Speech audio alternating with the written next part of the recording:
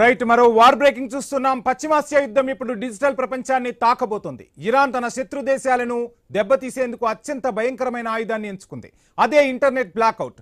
ఎర్ర సముద్రం అడుగున ఉన్న అంతర్జాతీయ సముద్ర గర్భ కేబుళ్లను తెంచివేస్తామని ఇరాన్ హెచ్చరిస్తున్నట్లు అంతర్జాతీయ నివేదికలు వెల్లడిస్తున్నాయి. ఒకవేళ ఇదే గనక జరిగితే ప్రపంచవ్యాప్తంగా ఇంటర్నెట్ వ్యవస్థ కుప్పకూలే ప్రమాదం ఉంది.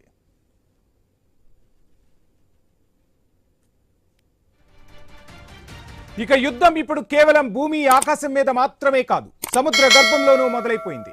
ఇరాన్ తన వ్యూహాన్ని మార్చింది. అమెరికా, ఇజ్రాయిల్ ఆర్థిక వ్యవస్థలను దెబ్బతీసేందుకు, ప్రపంచాన్ని అనుసంధానించే ఇంటర్నెట్ నరాలను తెంచేందుకు సిద్ధమవుతోంది ఇరాన్. ఎర్ర సముద్రం గుండా వెళ్లే సముద్ర గర్భ కేబుళ్లు ఆసియా, యూరప్, ఆఫ్రికా ఖండాల మధ్య 90% ఇంటర్నెట్ ట్రాఫిక్ ను మోసుకెళ్తాయి. ఇప్పుడు ఈ కేబుల్లే ఇరాన్ ప్రధాన టార్గెట్ గా మారాయి.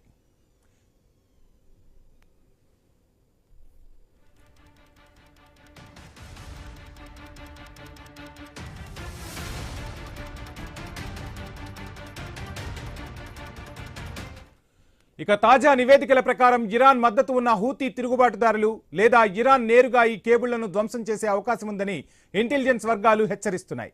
ఒకవేళ ఈ కేబుళ్లు తెగిపోతే ప్రపంచవ్యాప్తంగా బ్యాంకింగ్ సేవలు, స్టాక్ మార్కెట్ల కమ్యూనికేషన్ వ్యవస్థలు, గ్లోబల్ సప్లై చైన్ పూర్తిగా స్తంభించిపోతుంది.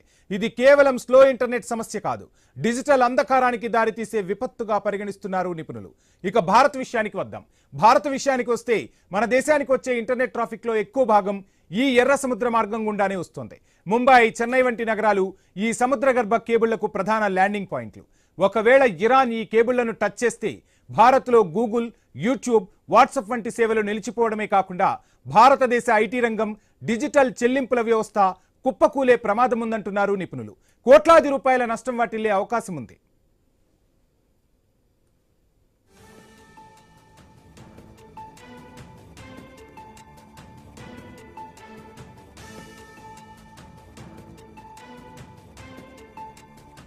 ఇక ఇరాన్ ఈ హెచ్చరిక చేయడం ద్వారా పశ్చిమ దేశాలపై ఒత్తిడి పెంచాలని చూస్తోంది. తమపై దాడులు ఆపకపోతే ప్రపంచం మొత్తాన్ని ఆఫ్లైన్ చేస్తామంటోంది టెహ్రాన్. ఇది టెహ్రాన్ వ్యూహంగానే కనిపిస్తోంది.